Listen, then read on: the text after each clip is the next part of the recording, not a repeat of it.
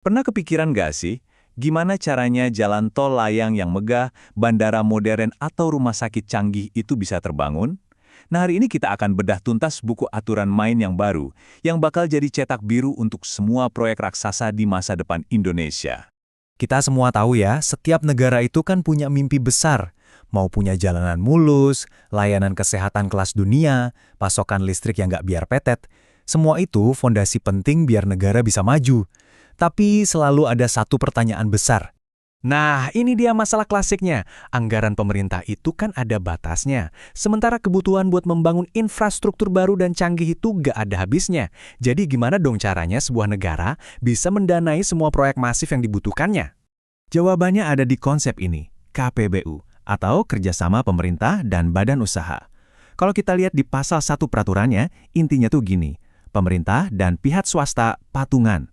Mereka gabungin sumber daya, keahlian, dan yang paling penting, mereka juga berbagi risiko bareng-bareng buat wujudin sebuah proyek untuk publik.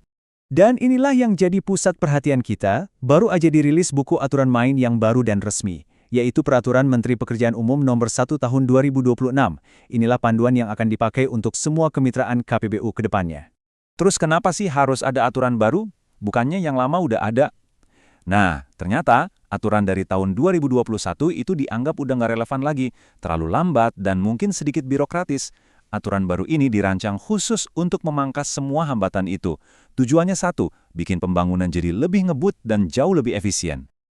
Oke, sekarang kita masuk ke bagian yang seru. Proyek macam apa aja sih yang bisa dikerjain lewat skema KPBU ini?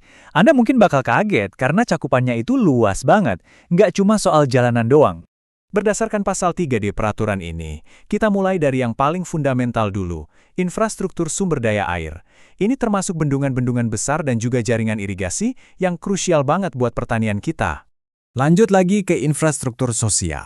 Yap, benar banget. Pembangunan fasilitas sepenting rumah sakit modern atau gedung-gedung sekolah yang layak juga bisa dibangun lewat skema ini. Bahkan, ini juga menjangkau hal-hal yang bikin hidup kita lebih seru loh.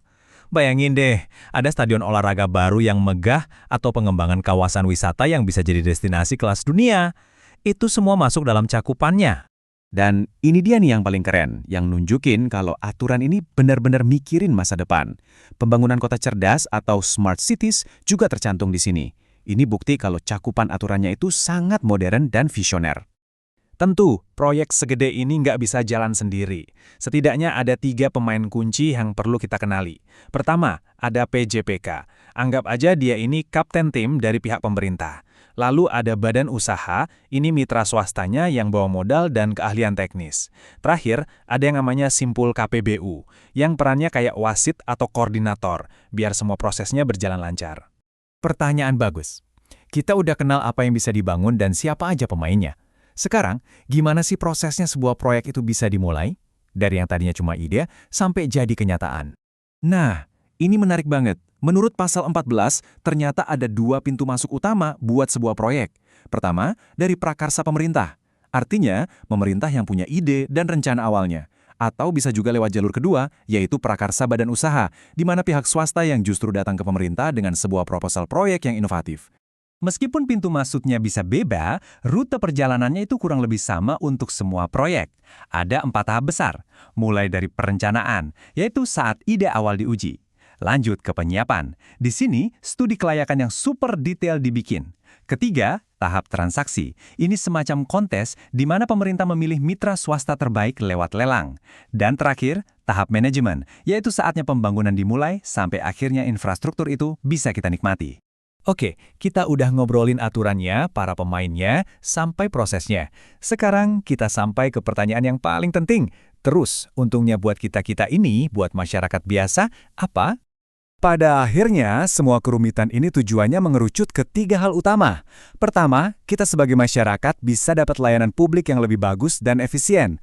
Kedua, pembangunan infrastruktur di seluruh penjuru Indonesia jadi lebih cepat. Dan yang ketiga, ini semua bakal bikin ekonomi negara kita jadi makin kuat. Dan ini bukan kata saya loh, ini kutipan langsung dari bagian pembukaan peraturannya. Tujuannya sangat jelas. Mempercepat penyediaan infrastruktur dan layanan publik yang efektif, efisien, berkelanjutan, serta berorientasi pada peningkatan kualitas pelayanan kepada masyarakat. Inilah jantung dari aturan baru ini. Nah, dengan aturan main yang sekarang jadi lebih jelas dan lebih cepat, artinya peluang untuk membangun hal-hal hebat jadi terbuka lebar banget. Ini jadi bikin kita mikir. Sekarang, giliran saya yang bertanya ke Anda. Kalau bisa memilih, proyek besar apa yang menurut Anda harus jadi prioritas Indonesia selanjutnya?